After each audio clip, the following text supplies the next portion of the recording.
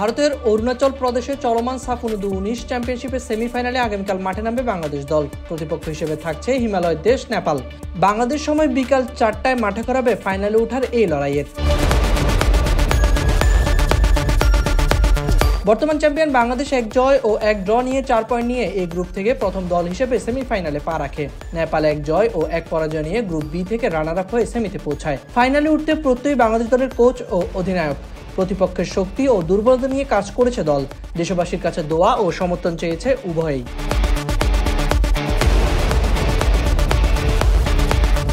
বাংলাদেশ অনূর্ধ্ব-19 দলের কোচ গোলাম রাব্বানী ছোটন ভারত থেকে ভিডিও বার্তা জানিয়েছেন, দুই দলই শক্তিশালী এবং একটি প্রতিযোগিতামূলক ম্যাচ হবে, তবে বাংলাদেশ দলের লক্ষ্য জয়। তিনি বলেন,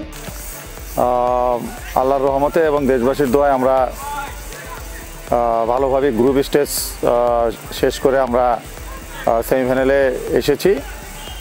তো যে সময়টা আমরা এর মধ্যে পেয়েছি, আমরা ছেলেরা ভালোভাবে রিকভারি করেছে শারীরিক এবং মানসিকভাবে। তো আমরা এই সময়টায় নেপালের দুর্বলতা এবং শক্তি নিয়ে আমরা কাজ করেছি। ছেলেরা পুরোপুরিভাবেই প্রস্তুত সেমিফাইনালের জন্যে, এবং নেপাল ভালো টিম এবং আমাদের টিমও ভালো। এই সেমিফাইনাল খেলা খুবই প্রতিযোগিতামূলক খেলা হবে।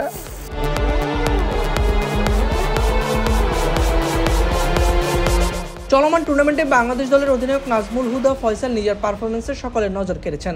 প্রথম ম্যাচে ডি বক্সের বাইরে থেকে তার করা দুর্দান্ত গোল প্রশংসা কুড়িয়েছে অনেক। 2 গোলের পাশাপাশি বাংলাদেশের নাম্বার 10-এ রয়েছে অ্যাসিস্টও। যার সেরা ম্যাচটি খেলে একটি দল হয়ে সেমিফাইনালে বাধা পার হওয়ার প্রত্যয় জানিয়েছেন ফয়সাল। আসসালামু আলাইকুম।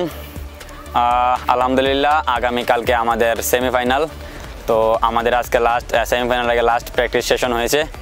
তো আপনারা জানেন আমাদের আগামীকালকে সেমিফাইনালে আমাদের প্রতিপক্ষ নেপাল।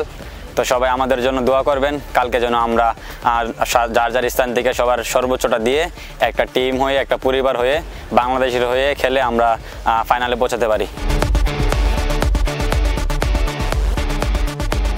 নেপালের গ্রুপ পর্বের 2টি ম্যাচের ভিডিও দেখে বিশ্লেষণ করে অনুসরণ করেছে বাংলাদেশ দল।